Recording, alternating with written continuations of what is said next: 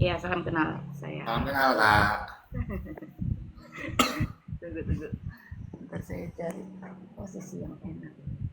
Ya, saya udah pernah. Saya itu jarang kesaksian loh, Bang. Oh gitu. Kalau di TikTok itu saya kan juga punya room. Cuma room Ah, saya biasanya saya pakai buat diskusi ya, diskusi lintas agama juga oh boleh. gitu. Tapi tetap yang tertib ya. Saya sering diminta kesaksian, hampir nggak pernah ini sama sekali. Baru kemarin tiba-tiba FYP gitu ya, punyanya abangnya lewat gitu di ini. Kok saya pengen masuk ya, dalam masuk. Terus Ya. ternyata Kak Mita juga di situ. Itu pas masuk loh malah di report. Iya. Ya udah nggak apa-apa, kita mulai aja ya. Ya. Jadi intinya salam kenal buat teman-teman. Saya dulu itu latar belakangnya bukan orang Kristen ya, tapi latar belakang Muslim. Eh, itu berawal dari sebuah keingintahuan ya, saya persingkat ya. Berawal dari sebuah keingintahuan. Kalau dulu buat saya kekristenan tidak menarik ya intinya. Hanya saja saya sudah memiliki pemahaman-pemahaman yang saya dapatkan dari kitab saya, dari pemimpin-pemimpin agama seperti itu ya. Jadi saya, gambaran saya sebagai orang misal tentang Kristen itu adalah Kristen itu agama kafir gitu ya. Kemudian Tuhannya tiga seperti itu, Hmm. mengubah manusia. Artinya di dalam benak saya itu intinya salah kayak gitu ya. Jadi tidak pernah sedikit pun terbesit bagi saya untuk mengenal tentang kekristenan kayak gitu. Tapi singkat cerita setelah saya menikah gitu ya, saya jadi memiliki keluarga Kristen. Nah, puji Tuhan, keluarga Kristen ini keluarga saya, mertua saya itu kemarin sudah saya ceritakan ya, saya akhirnya satu rumah dengan mertua, dan mertua saya ini ternyata seorang Kristen yang taat. Jadi beliau itu memiliki jam-jam doa yang benar-benar setiap hari tertib gitu ya. Jadi waktu itu dulu saya salat subuh, beliaunya itu sebelum saya sudah bangun, beliau sudah doa. Di jam-jam saya maghrib gitu ya, saat maghrib beliau itu juga sudah doa. Jadi ya dari sana saya baru tahu tentang kehidupan kerohaniannya orang Kristen dari beliau ya. Orangnya sabar sekali, orangnya sabar, nggak pernah marah, orangnya pokoknya positif banget gitu ya. Nah dari situ saya mulai tertarik, wah ternyata orang Kristen baik ya gitu ya. Meskipun saya tahu ya bahwa orang Kristen memang intinya baik, apalagi suka memberi, itu sudah tahu. Tapi untuk bagaimana kehidupan Kristiani sesungguhnya saya baru tahu setelah saya sama Mbak. Singkat cerita, saya kadang-kadang ya, tapi tidak sering, kadang-kadang ya sempet sih ngobrol-ngobrol tentang agama kayak gitu ya, karena kan basicnya saya dan suami dulu beda gitu ya, jadi kan ya ngobrol-ngobrol sedikit-sedikit lah tentang tentang iman saya yang dulu, tentang iman dia juga. Tapi itu nggak sama sekali, bukan untuk mencari tahu ya, tapi setelah bersama dengan mertua, satu ketika singkat cerita aja, mertua saya meninggal gitu kan ya, mertua saya meninggal. Kemudian di saat-saat itulah saya itu jadi kayak punya keinginan untuk cari tahu gitu ya tentang kekristenan, dan seumur umur kan saya nggak pernah baca Alkitab. Nah pada saat mertua saya meninggal, mertua saya kan punya Alkitab yang disimpannya di dalam lemarinya gitu ya. Nah, kemudian saya tanpa pengetahuan siapa-siapa, termasuk juga suami, saya mengambil Alkitabnya, kemudian saya baca, saya pelihara, saya baca berulang-ulang gitu kan. Tapi karena saya nggak ngerti cara baca Alkitab seperti apa, karena kan kalau di tempat saya dulu itu kalau bacanya dari belakang ke depan gitu ya. Ya. Kalau ini kan dari depan gitu Dari kan. ke belakang. Kan buka Kejadian gitu kan, sangat berbeda gitu ya.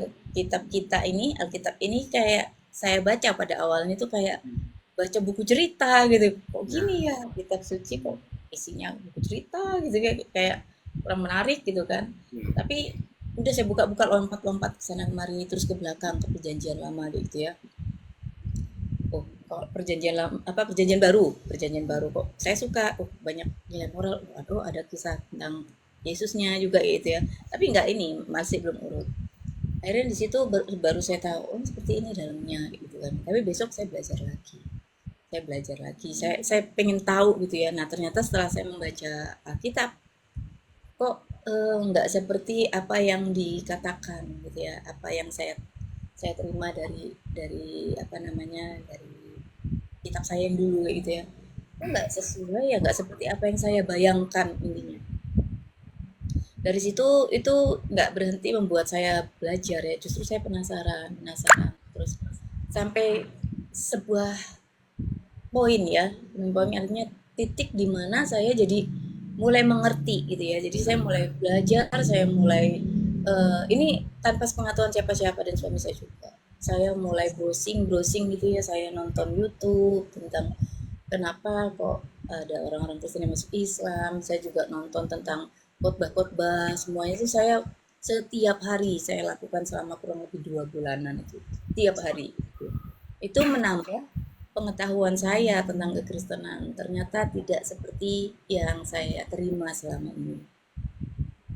Kemudian dari situ muncullah semakin keingintahuan dan keraguan-raguan akan iman saya yang dulu ya. Jadi pada saat itu saya sholat. Saya sholat, kemudian saya berdoa sama Tuhan. Karena pada saat itu saya ada di titik di mana saya bingung gitu ya. Di satu sisi saya sudah mulai nggak yakin sama iman saya. Di sisi lain saya belum begitu percaya dengan apa agama Kristen gitu ya pada saat itu. Saya mulai berpikir kalau cuma mengenai masalah kebaikan, sebenarnya semua agama juga mengajarkan kebaikan gitu ya. Tetapi pasti ada hal lain kayak gitu ya. Dan saat itu ketika itu saya bersolat, kemudian saya berdoa sama Tuhan. Saya bilang, Tuhan, tunjukkan kebenaranmu. Kalau memang, karena kan intinya saya ini lahir, saya tidak memilih saya beragama apa gitu ya. Saya dilahirkan dari orang Islam, ya saya sudah beragama Islam. Saya nggak punya pilihan dan saya nggak tahu mana yang benar kayak gini ya. Itu karena pada saat itu saya mulai mikir begini, loh, kalau memang Tuhan kita itu satu, kenapa kok Tuhan menurunkan kitab di agama A berbeda dengan agama B? Kenapa bertolak belakang kayak gitu kan? Nah itulah itu yang akhirnya membuka pikiran saya seperti itu. Artinya, wah ini nggak mungkin kedua-duanya salah dan juga nggak mungkin dua-duanya benar kan kayak gitu. Akhirnya saya berdoa untuk Tuhan itu menunjukkan kepada saya mana kebenarannya.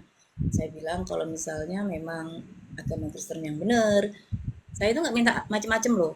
Ya. Ini nggak doa Tuhan tunjukkan dirimu gitu, karena saya nggak percaya hal itu. Jadi waktu itu pun saya nggak minta itu karena saya masih tidak percaya Tuhan bisa menampakkan diri gitu ya. Tuhan itu kudus gitu saya pikir. Jadi saya cuma doa kalau misalnya memang Kristen itu yang benar, berikan saya kemudahan untuk belajar. Dan justru setelah itu saya jadi rajin belajar, terus saya diberikan pengertian-pengertian, ya meskipun belum sempurna ya, sampai sekarang pun masih proses belajar. Sampai satu titik lah intinya, saya memutuskan saya nggak bisa kayak gini, karena kalau saya belajar sendiri gini dan saya tidak tahu peribadatannya bagaimana, saya merasa kurang, saya kayak nggak puas gitu ya, sampai akhirnya saya memutuskan untuk ke gereja. Nah, itulah awal mula saya pergi ke gereja. Ya. Dan di awal mula itu pun saya sudah merasakan hal yang berbeda. Jadi waktu saya pertama kali naik ke gereja, kebetulan gereja saya itu tingkat gitu ya, jadi saya naik tangga. Saya merasakan kayak ada sesuatu yang beda, itu saya itu kayak berat gitu ya, kaki saya terus ini tuh berat nih buat melangkah gitu ya. Ada perasaan bahwa aduh, apa ini karena aku kafir ya kayak gitu kan ya, sudah beranikan diri untuk ke gereja, itu kan dosa kan sebenarnya kalau, tapi itu nggak menghentikan niat saya tetap aja naik, terus kemudian saya masuk ke gereja, habis itu mengikuti ibadahnya yang tentu saja yang nggak gampang ya, karena kan beda sekali dari masuk nyanyi-nyanyi, itu rasanya buat saya kikuk gitu ya, aneh sendiri gitu. Jadi yang lain muji Tuhan, angkat tangan dan sebagainya, saya cuma diem aja, saya memperhatikan keadaan sampai akhirnya saya mulai fokus ke lirik-lirik lagunya, kemudian saya ikuti gitu. Saya cuma kok damai gitu ya. Nah tanpa terasa air mata saya mengalir. Nah dari situ rupanya saya baru tahu, kalau dulu saya nggak ngerti apa itu jemaat Tuhan. Nah dari situ saya di jemaat Tuhan seperti itu ya. Lagu itu masih ingat sampai sekarang, Allah Roh Kudus. air mata saya mengalir deras gitu. Ada perasaan saya sangat berdosa, ada perasaan Tuhan begitu dekat, ada bercampur aduk perasaan itu.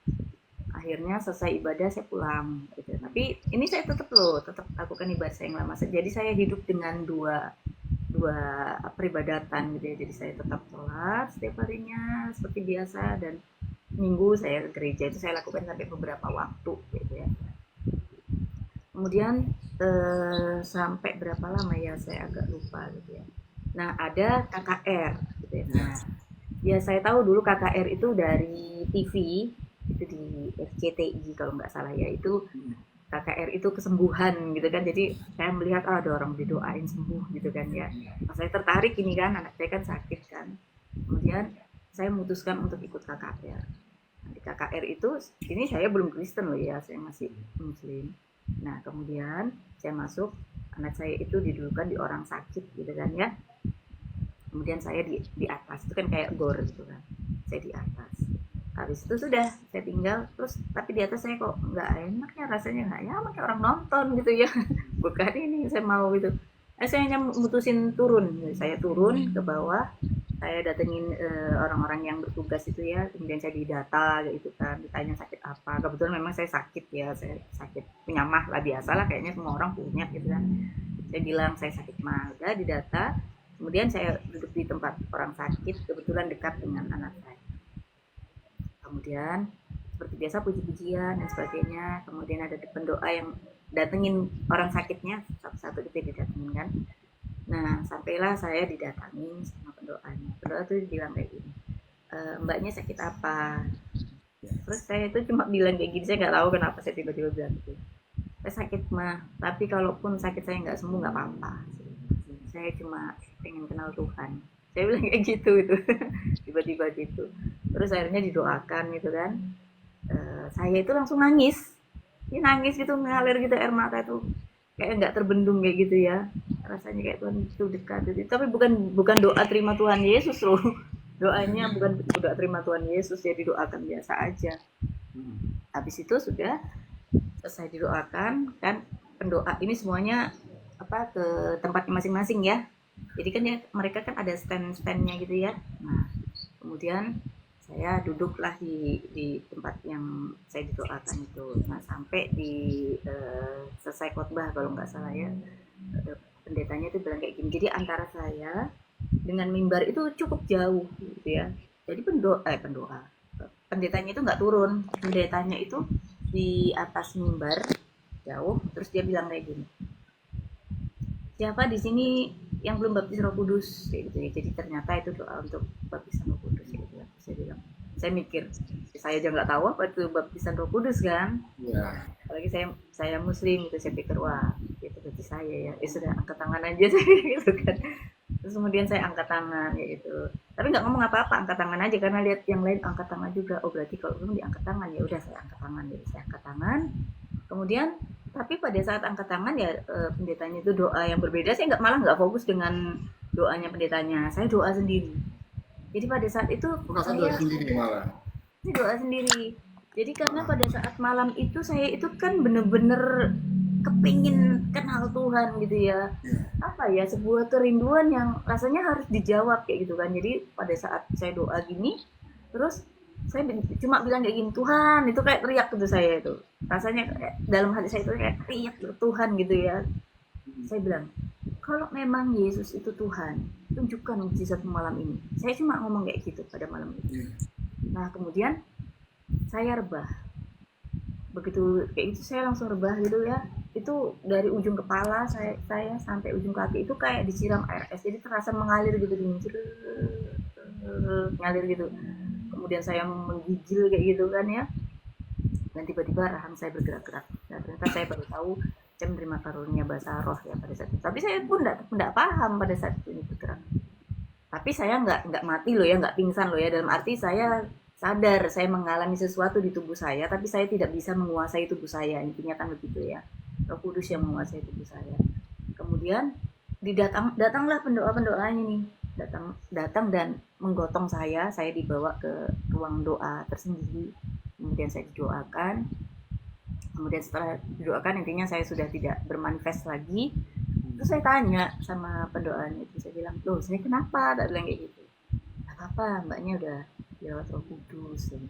Terus saya masih nggak ngerti kan, terus saya bilang, loh berarti kalau sudah kayak gitu saya diterima Tuhan Yesus ya seperti itu. Terus kalau abis ini gimana? Tak bilang kayak gitu. Terus ya seperti orang Islam ada syahadat, kalau di Kristen ada yang namanya baptis.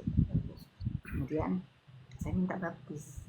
Kebetulan gereja itu kan gereja karismatik ya, jadi nggak perlu katekisasi gitu ya. Jadi kemudian paginya, besoknya itu saya baptis. Dan setelah dibaptis itu belum berakhir ya, Tuhan belum berhenti bekerja dalam kehidupan saya. Nah setelah dibaptis resmilah saya menjadi orang percaya. Wah senang lah pastinya gitu ya. Ya. Itu awal tapi gitu ya. Kemudian sorry ya saya nggak pakai tripod jadi goyang-goyang. Gak apa-apa kak. Terus setelah dibaptis saya kembali. Itu saya tapi belum ini loh ya. Saya masih proses, nggak berani mendeklarasikan saya sudah jadi orang Kristen ya. Jadi saya tetap pakai hijab. Saya pada saat itu pengurus pengajian juga ya, salah satu pengurus juga gitu. Saya masih megang tanggung jawab. Kemudian saya di lingkungan juga masih pakai hijab ya. Saya belum berani pada saat itu. Nah, setelah itu saya masih melakukan 2 peribadatan ya. Jadi saya masih tetap sholat gitu, pengajian, tapi saya juga ibadah sampai beberapa waktu.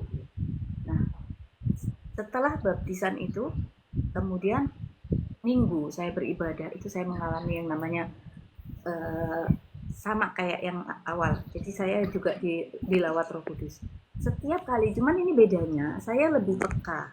Jadi setiap kali ibadah, saya itu bisa merasakan apa ya, tubuh saya itu sangat peka sekali sampai saya ngerasa nggak kayak biasanya. Saya beda gitu ya. Kalau sudah saya mulai kusuk, kalau orang bisa bilangnya saya sudah masuk dalam hadirat Tuhan, saya itu sudah merasakan beda gitu, dan itu saya langsung rebah lagi.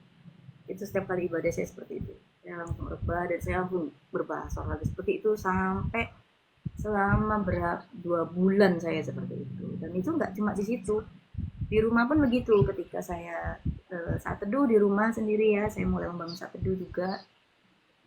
Kemudian saya baca Alkitab, itu bisa tiba-tiba juga. Nah yang lucu, satu ketika saya ke pengajian. Nah, tapi saya mulai mengurangi sudah ibadah, saya sudah mulai bolong-bolong, saya sudah mulai lepasin kan satu-satu. Tapi tanggung jawab saya kan nggak bisa lepas karena saya harus izin dulu gitu kan. Nah, saya waktu itu ke pengajian, kemudian saya ngaji juga waktu itu, ngajar apa namanya, masih ikro kayak gitu ya, masih yang masih ibu-ibu yang nggak bisa ngaji gitu ya, banyak ibu-ibu yang belum bisa ngaji gitu ya. Nah, terus kemudian sampai di musola yaitu tiba-tiba saya mau berbahasa roh gitu. Saya kaget. Wah ini, waduh ini kalau misalnya mereka tahu nih kenapa nih Wulan ini aneh gitu kan. Waduh kenapa nih? Waduh kok saya mau berbahasa roh ini kan. Terus apa namanya, saya pulang, akhirnya sampai ini nggak bisa kayak gini. Akhirnya saya pulang kayak gitu kan. Saya berdoa sama Tuhan gitu kan. Ya memang intinya kan memang harus saya tinggalkan semua, cuma saya butuh proses. Nah, itu sampai beberapa lama saya seperti itu, dan karena teman-teman saya pengajian ini rumahnya deket-deket gitu, jadi itu saya itu apa namanya, nggak bisa langsung lepas gitu, takut ketahuan masih ya. Jadi saya kalau ibadah ke gereja itu kayak orang kucing-kucingan, jadi di rumah saya pakai, nanti di jalan mendekati gereja saya buka, itu sampai beberapa waktu seperti itu terus. Kemudian kembali lagi ya, saya mengalami hal seperti itu, dan setiap hari ini hal-hal yang supranatural yang saya alami ya. Setiap hari ketika saya bangun tidur ya, ini bangun tidur itu antara kayak sadar dan nggak sadar gitu ya, apa sih namanya itu biologis saya lupa. Itu selalu terngiang-ngiang lagu-lagu rohani, padahal kan saya baru ya, belum nggak banyak hafal lagu rohani. Kemudian ayat-ayat firman Tuhan itu saya kan baru banget gitu, dan itu muncul di kepala saya itu hampir setiap hari saya alami. Nah terus, dan lagi saya jadi diberi Tuhan karunia kesembuhan. Jadi waktu itu anak saya sakit jadi ya, anak saya sakit, lehernya ini kayak ada benjolan gitu ya. Dia bilang, "Ma, leher saya sakit," kayak gitu kan. Terus saya mau doain karena saya sudah mulai belajar ada puasa dalam nama Yesus, saya baca baca Alkitabnya itu kan ayat-ayat bagaimana Tuhan Yesus menyembuhkan wanita pendarahan dan sebagainya. Saya imani gitu, saya mulai belajar hidup berdasarkan iman gitu ya. Saya mulai perkatakan firman Tuhan. Nah, kemudian saya doakan anak saya, dan saya itu punya jam doa yang cukup tertib ya pada saat awal-awal itu. Setiap hari jam 9 saya selalu doa di rumah. Orang beraktivitas ya, keluarga beraktivitas, saya di rumah jam 9 berdoa. Dan saya doakan anak saya. Ya udah, selesai. Nah, saya tahunya ketika sore, saya nggak lupa kalau dia itu sakit kan sore itu, terus saya baru ingat. Terus saya tanya anak saya, gimana lehernya? Terus dia cerita kalau ya udah hilang, udah sembuh. Kapan? Tadi pagi sekitar jam istirahat sekitar jam 9-an itu tiba-tiba kayak sakit, terus tiba-tiba kayak kayak terus tiba hilang rasanya gitu, terus pegangin udah kempes. Wah, itu saya kaget gitu. Luar biasa ya Tuhan Yesus gitu ya. Benar-benar ada puasa dalam nama Tuhan Yesus. Itu bukan yang terakhir, ini pertama kali. Kemudian saya ada teman saya lagi muslim, terus saya doakan juga sembuh seperti itu ya. Nah, kemudian saya itu punya di tangan saya ini tangan kanan saya ini dulu ada, sekarang udah nggak ada. Nah, dulu, sekarang udah mulus ya Bang ya, nggak ada apa-apa ya, bagus ya. Nah, dulu tangan saya ini ada benjolan, dan benjolan ini terjadi karena kayak keselio yang dibiarkan gitu ya. Jadi saya pernah nyuci spray dulu, saya peras gitu, tak di tangan saya itu bunyi sakit sekali. Itu nggak saya apa-apain, saya pikir ya nanti hilang sendiri. Ternyata muncul benjolan kayak gitu ya, dan sebenarnya agak mengganggu sedikit ya karena kalau ditekan gini kan sakit. Nah, kemudian dari penampilan juga nggak nyaman dilihat gitu kan ya.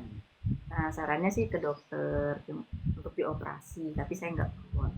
Nah, karena saya sudah jadi orang Kristen, nah saya pikir loh orang lain aja sembuh, saya doakan, karena kan yang nyembuhin bukan saya sebenarnya, Tuhan Yesus. Saya cobalah ke diri saya.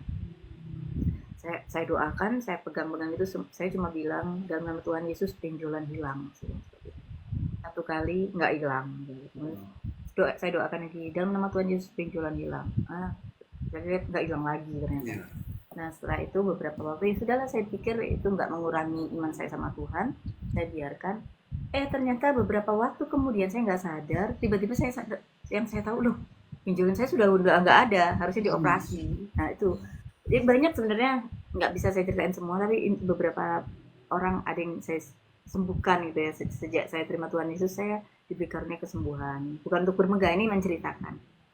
Nah, dan bukan cuma hanya dari situ. Jadi itu yang saya alami ya. Tapi nggak berhenti di situnya aja. Saya mengalami namanya juga penolakan. Nah, singkat cerita, saya ceritakan.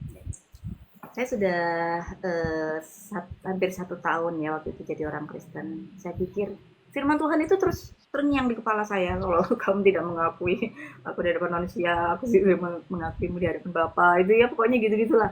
Itu muncul terus, waduh itu bikin saya nggak tenang kayak gitu kan. Sampai akhirnya 1 tahun saya memutuskan untuk memberitahu keluarga saya yang di Kalimantan. Ya, saya kan sudah pernah di Kalimantan. Jadi sebenarnya keluarga saya besar saya itu tidak bakal ada yang tahu kalau saya nggak ngomong, karena kan nggak ketemu kan. Saya bisa aja sembunyikan sampai saat ini, tapi buat saya itu tanggung jawab saya di hadapan Tuhan. Dan buat apa saya sembunyikan identitas saya?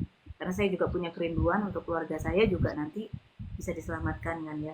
Wah, pada saat itu saya memutuskan untuk telepon mama saya. Itu berat sekali Bang, karena saya tahu konsekuensinya ya. Karena saya dikuatkan karena saya sudah membaca firman Tuhan bahwa kita akan dibenci manusia oleh karena namanya kayak gitu ya. Tapi bertahan untuk sampai kesudahannya, itu yang menguatkan saya. Akhirnya saya ambil handphone, kemudian saya putuskan untuk telepon. Wah, itu waktu ngangkat telepon enggak kayak gitu ya. Tuh, ini pasti marah nih. Nah, kemudian akhirnya ya harus saya telepon gitu. Saya beritahu mama saya. Mama saya kaget pastinya ya. Yakin ya anaknya murtad gitu kan ya. Itu jadi pada saat itu mama saya itu dia marah, dia nangis jadi satu kayak gitu kan. Saya tahu itu pasti mengecewakan mereka kayak gitu kan.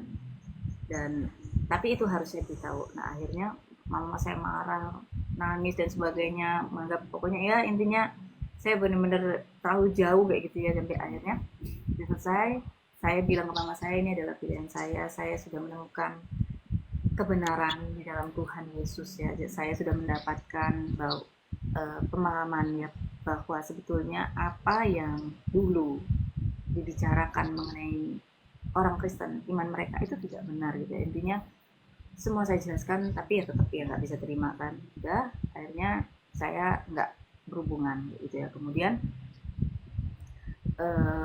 mama saya beritahu keluarga besar. Di sana keluarga besar tahu dan mereka kaget. Mereka sebenarnya sulit untuk percaya karena pada saat itu saya itu kan di keluarga dikenal cukup alim kata mereka. Sama saya itu kegiatannya selalu berkecimpung kegiatan rohani pada saat itu. Jadi mereka percaya dan tidak percaya. Akhirnya mereka telepon saya untuk memastikan gitu kan. Nah, saya ada adiknya mama yang paling dekat dengan saya gitu ya. Kemudian dia telepon, dia tanya, Bulan bener kan katanya kamu jadi orang Kristen kayak gitu. Saya bilang iya, saya jadi orang Kristen. Ya udah, dia memang beliau nggak marah-marah ya, tapi dia kecewa intinya. Saya bilang ya sudah, kalau memang itu keputusannya, tapi kamu harus bertanggung jawab dengan pilihan.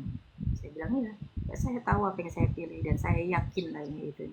Dan sejak itu saya putus hubungan dengan keluarga ya. Jadi saya dikatakan kafir, saya dikatakan mati dia oleh adik yang saya yang laki-laki, jadi saya mati dan sebagainya. Dan akhirnya singkat cerita, panjang kalau mau diceritain. Singkat cerita, saya kan sudah mulai berani lepas hijab ya, di lingkungan saya juga saya lepas hijab.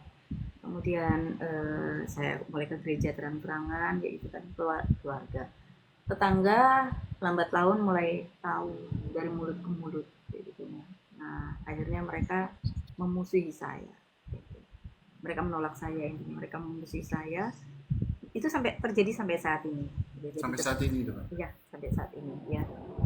Jadi kalau misalnya mereka ada acara gitu ya, orang lain diundang, orang lain dikasih hantar-hantaran gitu, saya dilewatin.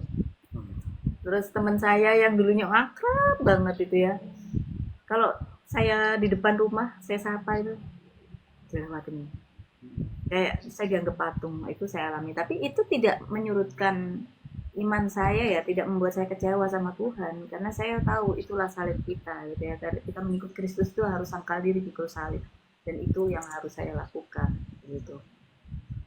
Nah, akhirnya ya itulah yang saya alami. Tetapi yang membuat saya sangat bangga sekaligus bahagia ikut Tuhan Yesus itu ya, pertama memang bukan saya yang memilih Tuhan ya intinya ya, karena kalau dipikir nggak mungkin rasanya saya bisa jadi orang Kristen, tapi karena Tuhan pilih saya. Saya yang membuat saya bangga itu karena saya itu memang saya tidak mengalami kesaksian kayak teman-teman yang lain ya, lihat Tuhan, dengar suara Tuhan. Saya enggak yang spektakuler. Oh, ada satu yang spektakuler sebenarnya, anak saya sembuh gitu ya. Tadi sembuh total, yang harusnya dia nggak bisa sembuhkan. Nah, tapi yang membuat saya bangga itu karena saya menemukan kebenaran. Jadi saya benar-benar mengenal Kristus bukan dari apa kata orang, tetapi dari apa kata dia gitu ya. Saya mulai menggali kebenaran itu dan Tuhan menyingkapkan ya, Roh Kudus menyingkapkannya kepada saya dan saya mengerti, dan semua pertanyaan-pertanyaan saya dulu waktu masih itu terjawab. Saya mulai mengetahui bahwa dulu saya sebenarnya saya takut sih, saya mau lebih dalam, takut nanti di report lagi gitu ya. Saya kalau bahas yang jadi ada ayat-ayat yang dulunya benar-benar ini ya akhirnya terjawab. Ternyata Tritunggal justru menjawab segalanya. Saya mulai mengerti apa itu Allah Tritunggal. Saya mulai mengerti seperti apa Kristus itu ya. Saya sudah tidak pusing lagi dengan Tuhan kok makan, Tuhan kok ini, karena saya sudah mendapatkan jawaban itu semua. Jadi itulah ya yang membuat saya sangat-sangat bersyukur gitu ya. Justru saya bersyukur kalau pun saya pernah ada di dalam kegelapan. Kenapa? Karena saya bisa melihat terang Tuhan itu lebih terang lagi. Dan nanti begini, mungkin kalau saya Kristen dari lahir, saya tidak akan merasakan sebuah kebahagiaan yang lebih besar daripada saya saat ini. Sebagai contoh kayak gini, kayak orang yang punya utang kan kata Tuhan, kalau utangnya besar dibayar itu lebih senang ya. Kayak saya gini, kayak saya ini dalam kegelapan, saya dalam gelap, tapi kemudian terang Tuhan datang, saya jadi bisa lihat mana yang gelap, mana yang terang. Tidak kan, kalau kita udah tahu kebenaran, kita nggak pernah ada dalam gelap, kita nggak ngerti, nggak ada bedanya. Tapi kalau saya jadi melihat benar-benar jelas sekali mana yang gelap, mana yang terang, dan itu yang membuat saya benar-benar bersyukur sama Tuhan ya. Tapi kalau mau bicara kesaksian mengenai mujizat Tuhan, banyak sekali Bang. Apalagi waktu awal-awal jadi orang percaya Bang, wah kita kayak bayi ya kan, apa kita minta juga dikasih gitu kan. Wah, banyak dah pokoknya hal yang wah, tapi cukup sepertinya itu aja untuk mengetahui dulu bahwa di sini ada orang yang Tuhan selamatkan, yang kayaknya dulu nggak mungkin kenal Tuhan tapi ternyata ada. Jadi teman-teman saya yakin bahwa keberadaan saya saat ini juga bagian dari doa keluarga Kristen saya, keluarga Kristen suami. Betul. Itu dulu ya Bang ya. Makasih dan Ya, amin. Kak Bulan, aku boleh izin tayang di YouTube nggak ini kesaksiannya? boleh. Saya Aku, juga aku udah subscribe YouTube-nya kakak itu, aku udah lihat. tahu. Oh iya, saya Aku udah lihat, aku udah cari tahu dulu. Nanti aku tampilin ya nama channel kakak di situ ya. Kak, terima kasih banyak ya Kak, Tuhan Yesus selalu memberkati kakak. Terima kasih banyak. Terima kasih Kak, Tuhan berkati. Halo, Shalom. berkati.